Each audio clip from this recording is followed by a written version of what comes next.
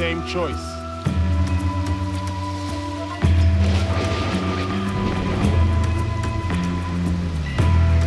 You really think you stand a chance? Another step, and we will both find out.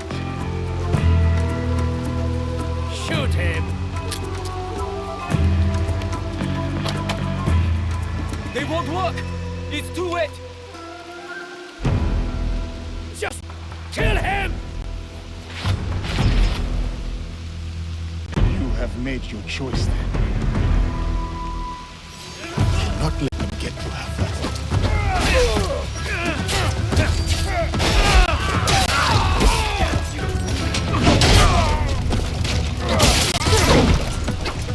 Fight for a traitor! Die like a priest!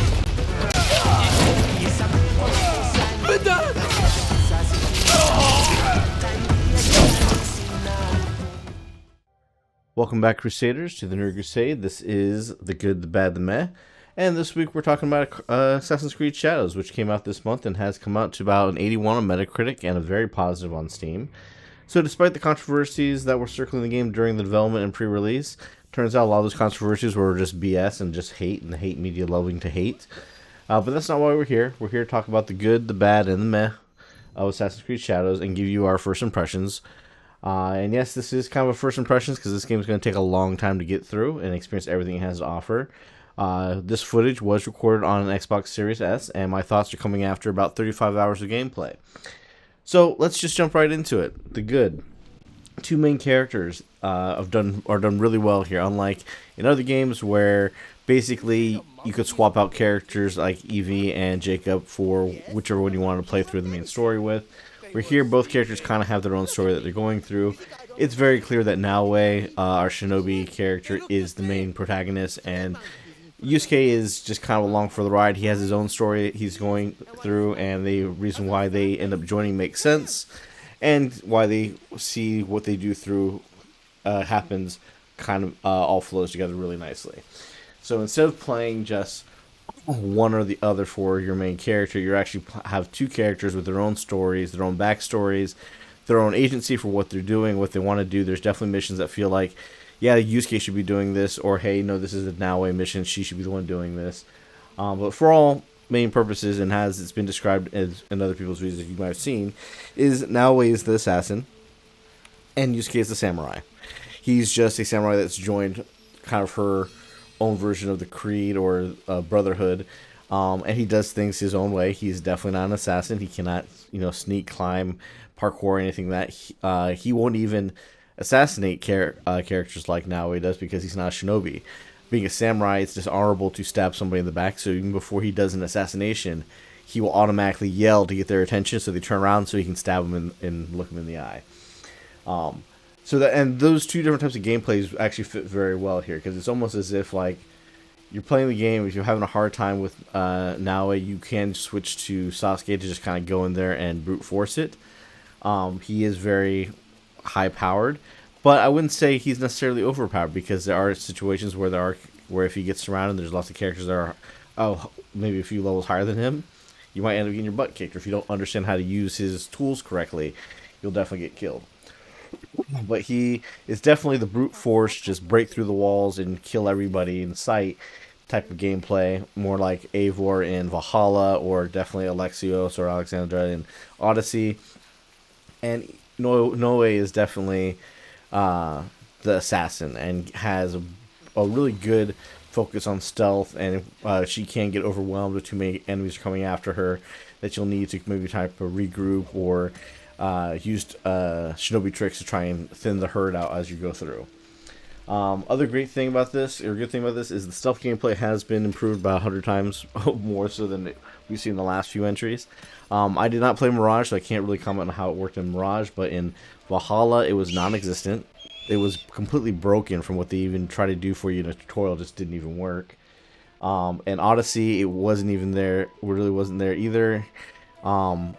Origin had a little bit of it, but it wasn't a necessity there as much as it is here. Naoe definitely needs to hide in the shadows, run across rooftops, and stay elevated to map out where all the enemies are. She's the only one that has the eagle vision to be able to do that and to tag enemies. and to see them and kind of like see them through walls, so you know where they are when they're coming, and definitely has a high focus on assassinations. The open world is the other great thing about this game. It is massive, but it flows together very well for such a small part of Japan that they're using. You'll go from open fields to dense forests, deep mountains, and beautiful coastlines. It's wonderful to explore, and many times I find myself just enjoying the environment and walking around the towns and the area and looking at it. Another great thing is the music. So when I saw the previews for this game and they had like some English hip-hop music playing behind Yosuke's action sequence, it seemed like it was very misplaced. It seemed like it was pandering to the black community to try and get more black people like, okay, this game is for you guys, right? But what actually gets implemented in the game is a lot different than what we saw in the previews. So what's implemented was not American hip-hop music, but Japanese hip-hop music and Japanese rock music. And these needle drops aren't overplayed or overdone. They're kind of few and far between, but when they do get dropped, it does add a lot of greatness to the scene and to the action that's happening. Just like the opening sequence to this video that you saw. It happens very few times, but it definitely adds the cinematic feel to this game. And the nice thing is that when you're playing just the normal exploring the world, you get more of like a Japanese old flute playing, and those tones, it sounds really nice, and it fits really well. So you're not like bombarded with modern day music all throughout, but when it does hit, it hits well, and it's like well thought out. Other great thing is cinematics. Not just the cutscenes in this game are done well, but everything here feels way more cinematic. There's thought choices in camera movement and camera angles, which we haven't seen in an Assassin's Creed game for a long time. From one moment, you feel like you're watching a bloody fight scene in a Quentin Tarantino film with the way the action is shot and the music in the background. And then you'll go from that to feel like you're in a Akira Kurosawa film or to a classic Western showdown scene. It's a fun ride. You feel the cinematics of this universe play out, and you feel how cinematic everything feels in the game. Even to the synchronization points, you no longer push a button to activate that. As soon as you hit the mark, it just does the spin around. Now that doesn't unlock an area of the map. It just lets you see different things to add more question marks or markers to your map for things for you to go find. But it has a more cinematic feel as it just automatically happens. You don't have to initiate it. The other nice thing here is player choice and how to play. Not only options like the immersive mode, which gives you the full Japanese sound and Portuguese languages, but in the difficulty settings, so that you can tweak combat or stealth difficulty to your liking. So you can make stealth even harder and more realistic. You can make the combat harder and require more thought if you want to.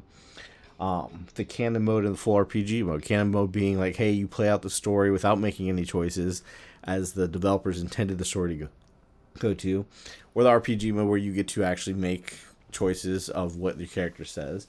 Now, some will tell you that it doesn't seem like there's a lot of player options in that RPG mode. A lot of the choices you go, maybe 3 choices of the same thing. But I will say there are some impacts with that, which is mainly if you play in canon mode, there are characters that aren't going to join your creed because they end up dying or something happens to them. And then there's going to be, whereas when you play in RPG mode, you have the choice to recruit them or say things that will impact their thoughts about you to where they will or will not join. So there are going to be differences. I don't really care to have RPG elements in an Assassin's Creed game. It does make it so that my experience is going to be different than other people, and we can kind of talk about how the story plays out differently that way. Other great thing, no sea battles. The sea battle thing, it was a cool experiment in Assassin's Creed 3. It was absolutely necessary in Black Flag, but then since Black Flag, it seems like it was shoehorned into a lot of the games except for Unity and Syndicate. And then they shoehorned it into Origins. Odyssey had a ton of it in there. Valhalla didn't really have ocean battles, but it shoehorned more boat stuff for you than it felt like it needed to. This game, yes, you have some boats. You can use them to get up or down rivers, drive them on the coastlines a little bit, but there is no sea ship battles as far as I found, which is nice because if there's no reason for it, don't shoehorn a mechanic in there. It was a good thing that they cut that from the game. Now on to the bad. One of the first things I'll definitely say is the QuickTime busy work. When you put a setting in your game that allows you to turn off the QuickTime events and just make them auto-complete themselves, that probably means that it shouldn't be in the game to begin with. You just need to cut it completely. Are the sequences kind of nice to look at? I would say the meditation sequences are kind of nice. It has a kind of a cool artsy effect to it as now it meditates. But Yasuke's katas, pointless. It's just watching a character animation work through attacks. It's not like it's showing you or teaching you a combo because there are dodges done in the middle of it. And some of those things don't have any effect on your combat when you're playing. So it's pointless scenes of just busy work that's needed to gain a currency that you need for leveling up, which is honestly another piece of a kind of a bad feature that is not needed in this game. So that brings us to our next point, which is the busy work of the knowledge building to unlock skill levels separate from your XP level. So they got rid of the bloat that was in Valhalla, which was a million different skill points to get to apply to things that added like 2% stealth damage, 1% increase in range damage and stuff like that, to just giving you what Valhalla had, which was, okay, you have a skill point, now go acquire this skill or acquire this increase in this skill. Actually make it feel like you're getting stronger and you're learning more things and you're getting more abilities. But the problem is, each of those skills that you want to get in the different skill sets that each character has have skill levels. Only way to apply get to the next skill level is to get these knowledge points, which are done by doing busy work like the QTE events, finding random scrolls in shrines or in temples, and then in shrines praying at like 2 or 3 different shrines to unlock a knowledge point. It literally is busy work. It does give you a reason to explore some of the shrines and stuff, but other than doing those things, there's no other things about those areas other than maybe the history data in it. The other bad thing is the modern day story. It still feels like they haven't figured out what to do here. They claim they have more coming down the line that's going to give us more information on who's in the Animus, why they're in the Animus, why they're exploring this part of history and all that.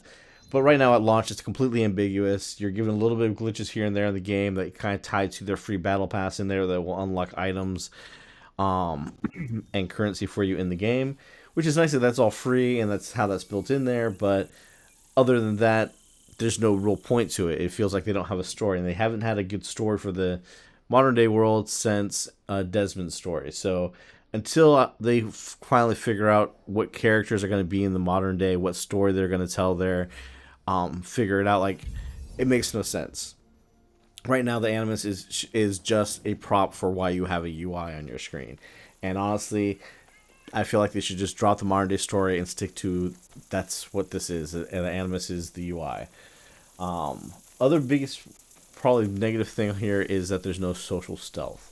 Now, social stealth hasn't really been in the franchise for a long time. I think the last time it really appeared was in Black Flag's multiplayer. There might have been some in Unity, but I mean, like, the real social stealth of, like, hey, here's a group of people, you can walk in them and nobody will notice you, or here's a group of monks that walk through a gate that you're not supposed to get through, that they're not allowing people through but monks in, and you can walk through because you blend in with them.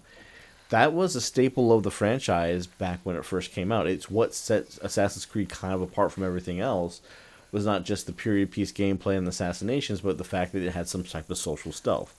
If that was in this game, then this game would be hitting every marker it needs to hit for a really good Assassin's Creed game. But it has no social stealth in it whatsoever. It's just either people are, if you want to level, everybody's going to attack you. If you don't, then the people are going to notice you, but they're not going to do anything to you. But there's no sneaking past gateways and crowds of people or anything like that. Now for the meh.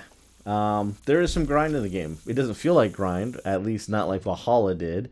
The side activities you do have a fun gameplay loop.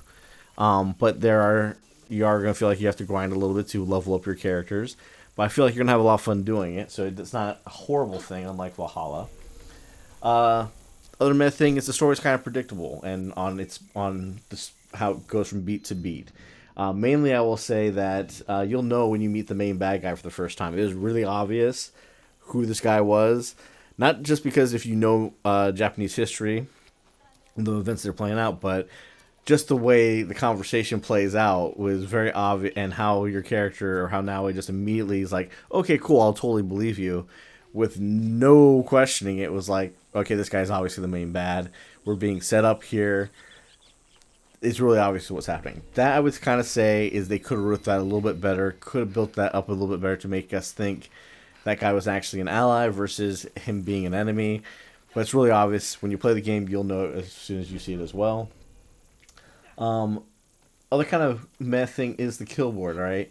Honestly, I love the kill board. I liked it in Origins. I liked it in Odyssey. I did not like it in Valhalla, because Valhalla had a lot of targets, like I think over 100 zealot targets or something you had to kill, but there's no reason to kill them other than you need to get the pieces that they're holding to unlock the Excalibur sword. But there was no like real story reason to do it. There wasn't a real reason for you to go after the Templars and Valhalla assassin. But here, everybody on the kill board has a reason to kill them. The only problem with it is that those people are in the world are no matter what at any point in the game, so you will find yourself killing a bunch of people who are maybe in a bandit camp, and then boom, one of them is a target, and you'll knock the target off the board, but you have no idea why. Which has forced me to, when I'm playing it now, to be like, hey, I found somebody who's a target. They're a named character. It's giving me an introduction to who they are. But I don't know why they're a named character. I don't know why they were going to be a target. So maybe I'm not going to kill them until I come across somebody who gives me the mission to kill them. So it kind of makes the gameplay kind of weird there. I wish those characters didn't pop up until you actually unlock the mission to go kill them, and then they populate in the world. But since they're always there, you can find yourself knocking heads off the kill board without knowing who they are, what organization they're with, or why you're even killing them. But hey, you took another one off the part. Now the seasons, I say this is kind of a meh thing because it's very beautiful graphically, and the more I've played, the more I've enjoyed the switching from seasons to seasons. But it ultimately is just a gimmick to reset the world. Now, is resetting the world a bad thing? Not necessarily, because it does build the atmosphere of the warring states of the time period as it should be, where it feels like war is never ending. Every time you're traveling between town to town, there could be enemies on the road or people there. There's a ton of Ronin wandering around who are there just to pick a fight with you as soon as they see you. So, and all that stuff gets reset every time a season switches over. So it makes it feel like it's never ending and kind of builds that atmosphere. But it is just a gimmick so that they can reset all the camps that you destroy or all the bandits that you kill, so they can be replaced there for the random side missions, which are like kill 150 bandits in this one area. So you can constantly be able to do that. But overall, that was the good, the bad, and the meh from what I've seen. But overall, Assassin's Creed deserves all the high praise it's been getting from this launch. This is the best version of the open world games that we've had. It's stripped out all the bad elements of Origins, Odyssey, and Valhalla, and has expanded on all the great things about those games. It's a great period piece game that has just a dash of Assassin's Creed lore thrown into it, which kind of fits and works. The only main flaw is that that still exists in this game is that you almost don't need the Assassin's Creed franchise on the title of the game. If this was just a period piece Japanese game, it probably would not have gotten a lot of the controversial hate that it got from the get-go. It would have been and it would be just as good as a game. Having to have the Animus here and this modern day story that they haven't figured out just seems like it's kind of meh, and it kind of honestly brings the franchise down when they can't get all the elements. But so far, this has been the best version that we've seen of this open world, where they've taken all the best elements and made them great. I definitely recommend it. It's a fun game to play. Don't listen to all the hate out there. When it comes down to the controversies, Yusuke is not the assassin, he's the samurai.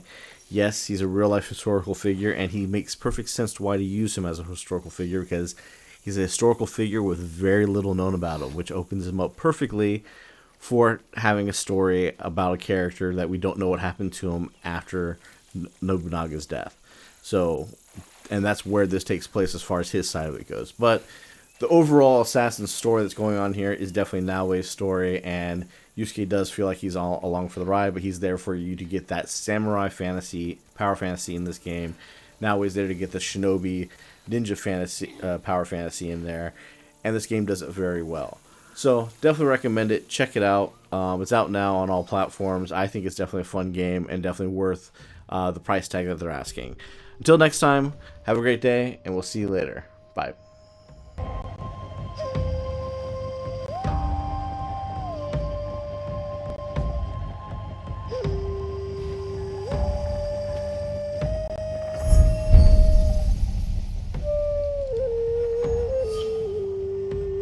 Who are you?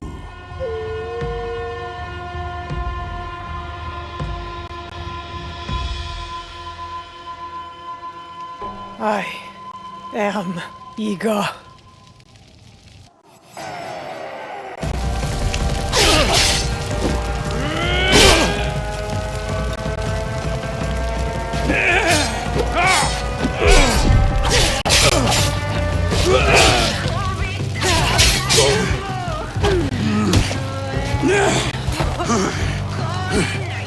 You have been taught well.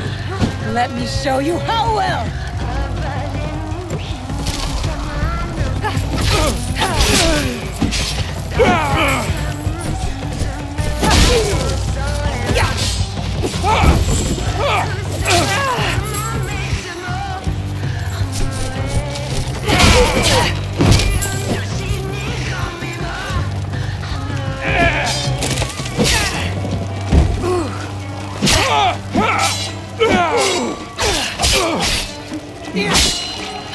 If I die, our country will fall. Mitsuhide cannot rule it. Where is the box? Tell me.